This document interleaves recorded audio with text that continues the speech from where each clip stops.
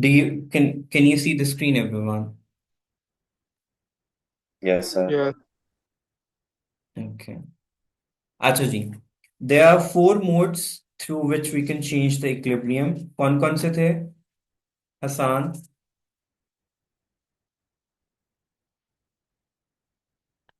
कौन कौन से मोड्स के through we can change the dynamic equilibrium? Sir concentration, temperature, pressure. और उसको किस प्रिंसिपल के थ्रू करते थे? ली शॉर्टलियर्स प्रिंसिपल. कंसंट्रेशन में हमने ये डिस्कस किया था कि जिस साइड की कंसंट्रेशन को चेंज करेंगे ऑपोजिट साइड पे रिएक्शन जो है वो क्या होगा, शिफ्ट होगा. सो वो, if we increase the reactant concentration, forward reaction होगा. If we increase the product concentration, तो रिएक्शन कहाँ शिफ्ट होगा, रिवर्स पे शिफ्ट होगा हमारे पास. This was the only thing that we need to keep in our mind when we are talking about the concentration. And why is that? We discussed it yesterday in the previous lesson as well, in order to keep or maintain the equilibrium. Because at dynamic equilibrium, the concentration remains constant. We have discussed that in the previous lesson.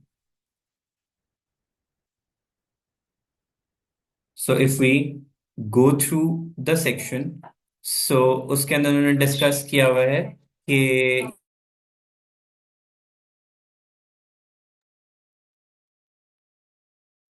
So Lee शॉर्टरेज principal के accordingly concentration को change करने से, if I will, ये तो उन्होंने previously भी discuss किया था कि अगर मैं कार्बन डाइऑक्साइड की कंसंट्रेशन इंक्रीज करता हूं, the reaction would move to the forward. And if I increase the concentration of carbon monoxide or water, it would move to the backward direction.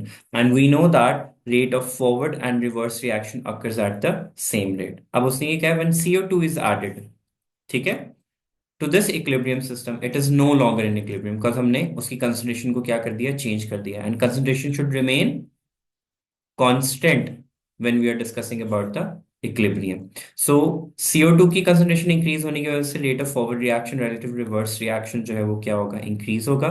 Now CO2 and combines and more CO and H2O are formed. As the time passes, जब उसकी concentration again constant पे आ जाएगी, the reaction would get the equilibrium again. At the same time, increased concentration of the product accelerate the reverse reaction. Ultimately, कि अगर वो कहता है कि अगर यहाँ पे concentration अब ज्यादा हो रही है तो ऑटोमेटिकली रिएक्शन कहाँ पे शिफ्ट हो जाएगा, रिवर्स साइड पे, until the equilibrium is achieved again. ठीक है. In all chemical system, an increase in the concentration of product is increased, the equilibrium shifts towards the reactant. A shift towards the reactant lowers the concentration of the added products, and then this keeps on going, and hence the reaction never stops. और opposite occurs जब हम reactants को change करेंगे या products को change करेंगे, उसमें उसने लिखा है. अगर हम reactants को कम करते हैं तो क्या होगा, product would break down, और वो reaction कहाँ पे shift होगा. अब फॉर एग्जाम्पल मैं CO2 को रिमूव कर देता हूं, अब इसकी कंसंट्रेशन लेस हो जाएगी. Now this will break to give CO2. अगर मैं यहां से वाटर को रिमूव कर देता हूं तो रिएक्शन कहां पे मूव करेगा, फॉरवर्ड डायरेक्शन में. सो इंक्रीजिंग कंसंट्रेशन एंड डिक्रीजिंग दोनों का इफेक्ट सेम ही होता है. अगर मैं कंसंट्रेशन ऑफ रिएक्टेंट इंक्रीज करूंगा तो प्रोडक्ट बनेगा. अगर मैं कंसंट्रेशन ऑफ प्रोडक्ट इंक्रीज करूंगा तो क्या होगा, रिएक्टेंट्स बनेंगे. अगर मैं रिएक्टेंट्स को डिक्रीज करता हूं तो रिएक्शन कहां पे शिफ्ट होगा, टू द बैकवर्ड्स. और अगर मैं प्रोडक्ट की कंसंट्रेशन को कम करता हूं तो रिएक्शन कहां शिफ्ट होगा, टू द फॉरवर्ड. तो ये दे गो वॉइस वर्सा हमारे पास. जैसे ये removal of product would shift the equilibrium towards the product, removal of reactant would shift the reaction towards the reactants. आगे उसने वही इफेक्टिव क्लेम को, do you guys understand the meaning of this ना, कि forward increase and decrease से क्या effect आएगा, कि जिस साइड पे भी आप चेंज यस करोगे सर। रिएक्शन ऑपोजिट साइड पे मूव करेगा फॉर इंक्रीज, और अगर डिक्रीज में करेंगे तो उस डिवाइस वर्सा हमारे पास।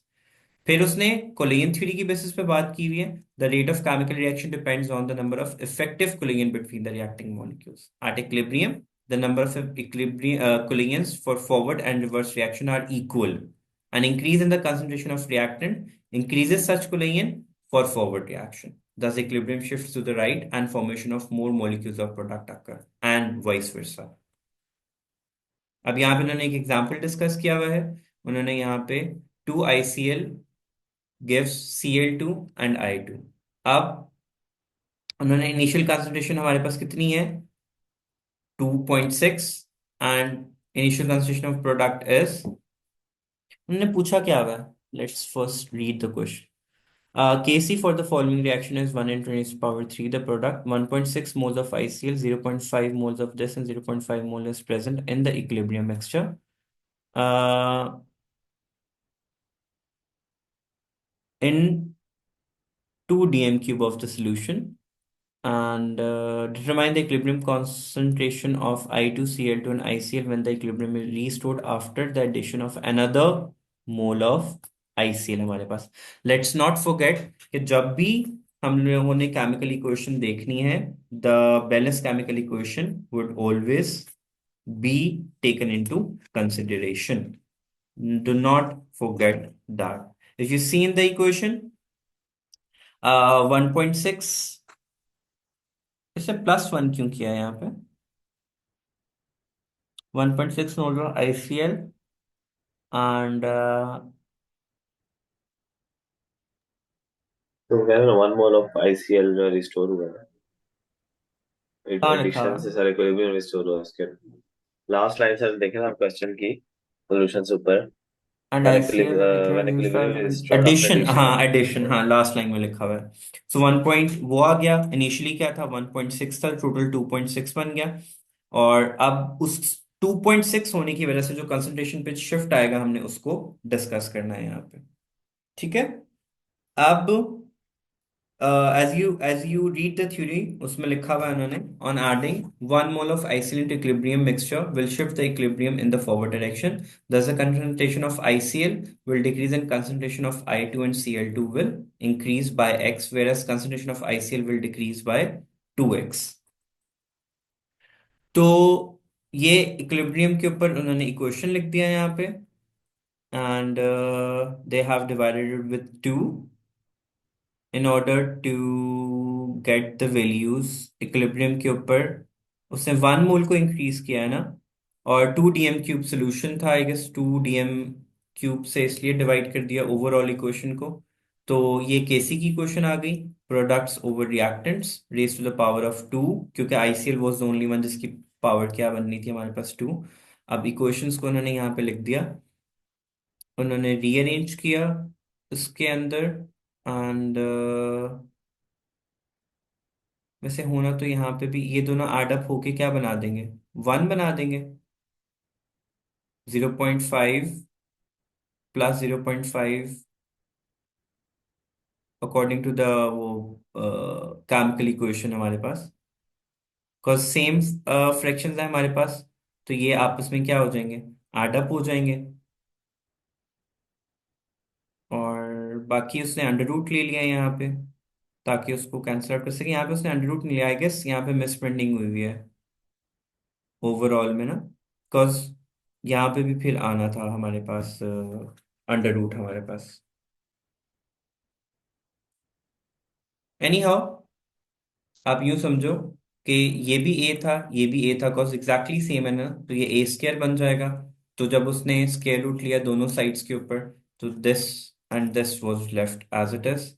ये 2 नीचे आ जाएगा, इससे आके मल्टीप्लाई हो जाएगा, और यहाँ जाके इससे मल्टीप्लाई हो जाएगा हमारे पास। तो हमारे पास सिर्फ यही क्वेश्चन रह जाएगी, बल्कि ये नीचे और ये ऊपर जाएगा, कैंसिल आउट होगा, मल्टीप्लाई नहीं होगा हमारे पास। ये पॉइंट समझ में आ गया कि 0.5 प्लस एक्स ओवर 2 कैसे आया। नहीं सर, ये नहीं आया समझ मुझे। ये देखो ना, फिर से ये दोनों रिपीट सेम है करते ना, ये दोनों सेम है ना, एग्जैक्टली सेम है, तो ये दोनों मल्टीप्लाई होके क्या बना देंगे, स्केयर बना देंगे। जी सर। Yes sir. दोबारा, क्योंकि एग्जैक्टली सेम थे और मल्टीप्लाई हो रहे थे, तो ये स्केयर बन गया, और इसका भी स्केयर ही था। तो जब आपने दोनों साइड्स पे स्क्वायर रूट लिए तो वो इससे कैंसिल आउट हो गए, we are left with this one. Two इससे कैंसिल आउट हो जाएगा। पीछे हमारे पास अंडर रूट के बाद क्या आंसर आया, 3.1 into ten to power two. अब हमें एक्स की वैल्यू जो थी वो कैलकुलेट करनी थी, तो उन्होंने इक्वेशन को रीअरेंज करके डायरेक्ट फॉर्मूला लगा के उन्होंने कैलकुलेट कर लिया यहाँ पे।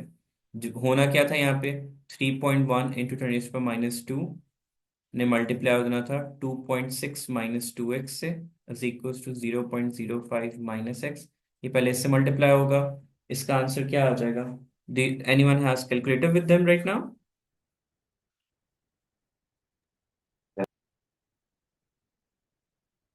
Let me go gate my calculator. Star. तो हाँ, हमने दो ये टू देखो डी एम यूनिट क्यूब उसने में डिवाइड मोल्स कर दिए दिया। हैं ना, मोल्स मोल्स, और कंसंट्रेशन किस में होता है, मोल्स पर डीएम क्यूब में। तो मोल को हम्म डिवाइडेड बाय डीएम क्यूब कर दिया, और डीएम क्यूब में उसने कितनी वैल्यू दी हुई थी, 2 डीएम क्यूब। तो ये मोल्स पर डीएम क्यूब बन गया हमारे पास। और ये माइनस टू एक्स क्यों किया है, क्योंकि दोनों में एक्स एक्स इंक्रीज कर रहा है, तो टोटल 2x बन जाएगा। तो अगर ये हम्म 2x इंक्रीज कर रहा है तो ये 2x क्या करेगा, डिक्रीज करेगा, बिकॉज इवेंचुअली इक्विलिब्रियम अचीव करना है ना। Product reactant hmm decrease by उतने फैक्टर से डिक्रीज होता है जितना जितने फैक्टर से प्रोडक्ट इंक्रीज हो रहा होता है। तो अगर product is increasing by factor of two, मतलब x प्लस एक्स करके 2x बन जाएगा ना, तो रिएक्टेंट वो decrease by factor of exactly उसके फैक्टर से जो होगा वो डिक्रीज होगा। बाकी तो वो इक्वेशन ही थी हमारे पास। ये वाला पार्ट तो समझ में आ गया ना, जो यस। केसी की इक्वेशन लिखी है, और इन दोनों को मल्टीप्लाई करके स्क्वायर आ जाता है, दोनों साइड्स पे स्क्वायर रूट ले लिया। और यहाँ पे अच्छा, I was we were calculating the value. तो 3.1 एक्सपोनेंट माइनस, तो पहले मैं ये चेक कर लूँ कि अंडर रूट का आंसर यही आ रहा है, 1 एक्सपोनेंट माइनस 3। तो इट्स गिविंग अस 0.031, तो उसने 3.1 इंटू टेन पावर टू दिया हुआ है। अच्छा, इसको मल्टीप्लाई कर देते हैं 2.6 से, और ये आ रहा है 0.082। और जब हम इसको मल्टीप्लाई करेंगे 2x से, तो ये हमारे पास आ जाएगा 0.016। तो 3.1 exponent minus two multiply by two, 0.062। ठीक है, साथ में x आ जाएगा, is equals to 0.05 minus x. अब x और उन फैक्टर्स को एक तरफ कर लेते हैं हम लोग, ठीक है। तो ये 0.082 माइनस 0.05 हो जाएगा, एंड ये हो जाएगा 0.062 एक्स माइनस एक्स। अब इसमें कंफ्यूज मत होना, इसको वहां जाके प्लस कर दिया तो इवेंचुअली प्लस माइनस माइनस हो जाएगा हमारे पास, ठीक है। तो 0.082 minus 0.05 is 0.032, and 0.062 minus 1 is 0.938।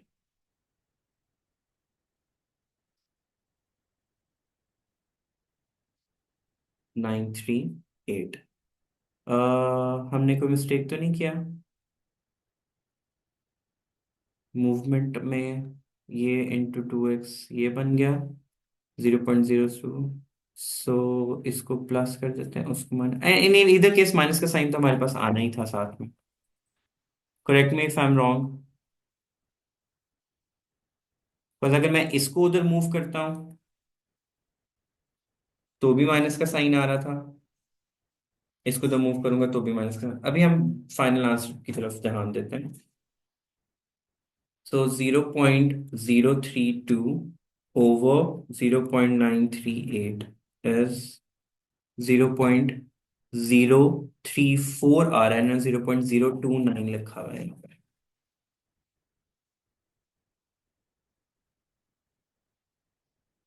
Any how, x की वैल्यू अप्रोक्सीमेटली वही बन रही है जो उन्होंने यहाँ पे दी हुई है। तो रीअरेंज करके एक्स का फैक्टर हमारे पास क्या आ गया, ये। अब हमने उसको जो इक्वेशन थी उसमें एक्स की जगह पे पुट कर देना है। तो 2.6 इंटू टू इंटू 0.029, तो इसके मोल्स बन गए आईसीएल के ये।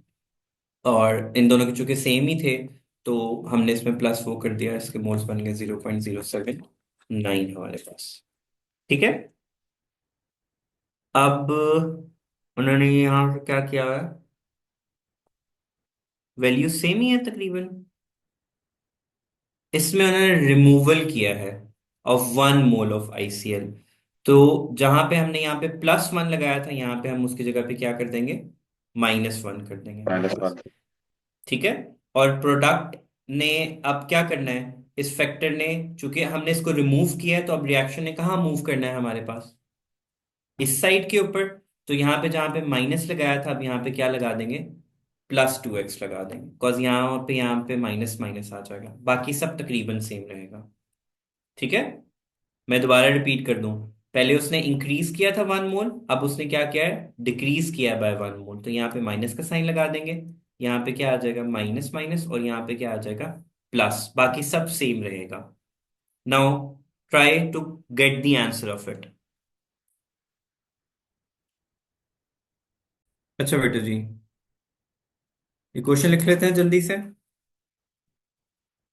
2C CLI gives I2 and Cl2। इसमें क्या हो जाएगी क्वेश्चन हमारे पास, 1.6 -1, इसमें क्या हो जाएगा, 0.05 -x, एंड इसमें 0.05 -x। आई गेस कंसंट्रेशन उसने वही 2 DMQ भी दी हुई है यहाँ पे भी। हाँ, 2 DMQ भी दी हुई है। अब ये क्या हो जाएगा, 1.6 -1 कितना आ जाएगा, 0.6, इसमें से -2x कर देंगे, ये एज इट इज रहेगी। सॉरी, मैंने यहाँ 0.5 लिख दिया। अब ये सब किससे हो जाएगा, डिवाइडेड बाय 2, कॉज हमने मोल्स पर DM³ में जाना है। केसी इक्वेशन क्या बनेगी हमारे पास, Cl2 I2 over ICl²। Values put कर देंगे हम लोग Cl2 की। केसी वैल्यूज की उसने क्या दी हुई है,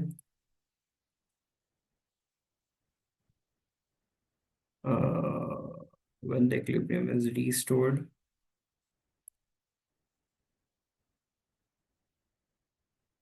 केसी उसने एग्जैक्टली वही रखी हुई है, 1 × 10⁻³ सो 1 × 10⁻³ यहाँ पे आ गया।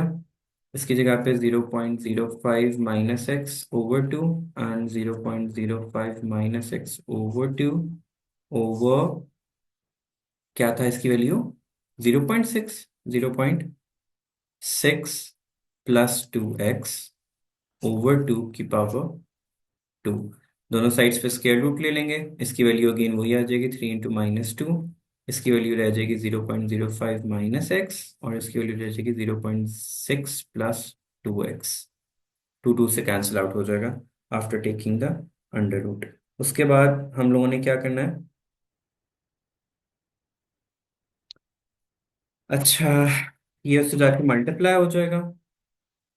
तो 3 × 0.6, मैं डायरेक्ट ही लिख रहा हूँ, 3 × 10⁻²⁰ इज गिविंग मी 0.0186, और जब उसको 2 से मल्टीप्लाई करेंगे तो 0.062x हो जाएगा, इज इक्वल टू 0.05 -x। अब x के फैक्टर्स को एक तरफ लेके जाना है, तो 0.0186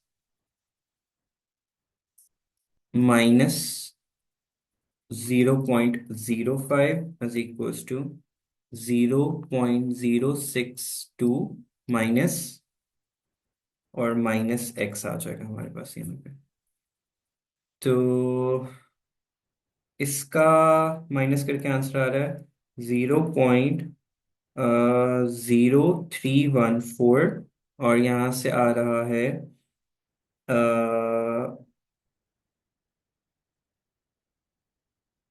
-x को कॉमन ले लें, तो बन जाएगा 1.062, माइनस माइनस से कैंसिल आउट हो गया, 0.0314 डिवाइडेड बाय 1.062, और यहाँ से आंसर आ जाएगा x का हमारे पास, x is coming out to be 0.02 295। अभी क्वेश्चंस क्या थी? CLI की क्वेश्चन क्या थी? 0.62, सॉरी 0.6, हाँ 0.62 ही था ना? 0.6, हाँ 0.62 था। मैं भूल गया क्या वैल्यू थी। नहीं, सिर्फ 0.6 था। 0.6। Yes sir. जस्ट 0.6 था।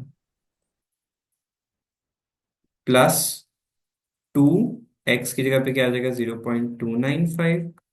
और इसका आंसर आ जाएगा 0.658। और एक्स की, CL2 की क्वेश्चन क्या थी? CL2 और I2 की सेम ही थी।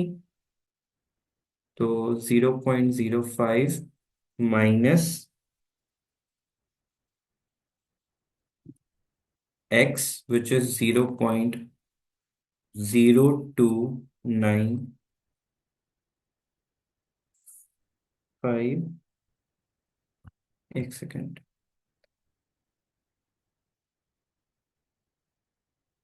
0.03141.062, 0.295 ये, हाँ।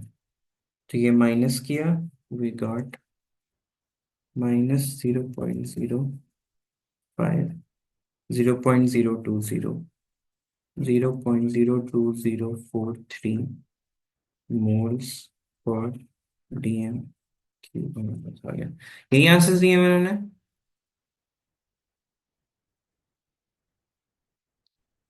इसका भी ये आंसर आ गया। 0.2043 हमारा आ रहा है। और इसका आ रहा है 0.658। लेकिन उसने दोनों पे 0.208 लिखा हुआ। आप लोगों ने किसने कंप्लीट किया है? सर मैंने एक्स तक फाइंड किया था, वो तो मैच करी मेरा सर, भी ठीक है ऐसा ना हो रहा वो। सेम तो नहीं आ सकते सी क्योंकि एल टू हमने आई कोई टू का मिस्टेक सर। तो नहीं की। सर CL2 और I2 का सेम है ना। 0.05 - x, तो उसके जरिए सेम आएगी वैल्यू तो। उसने CL2 और I2 की सिर्फ पूछा हुआ है। नहीं सर, तीनों में पूछा है, उनमें से हाँ हाँ दो सर, की ये उसने दिया हुआ है सेम ना। लिखी है और एक ये डिफरेंट दिया है। हुआ है, ये दिया हुआ है ना, जीरो पॉइंट जी six sir. Five eight same ही है, सही आंसर आया हमारा। तीनों का जी सर। सेम है। डू वी अंडरस्टैंड इट बच्चों नाउ? Yes sir.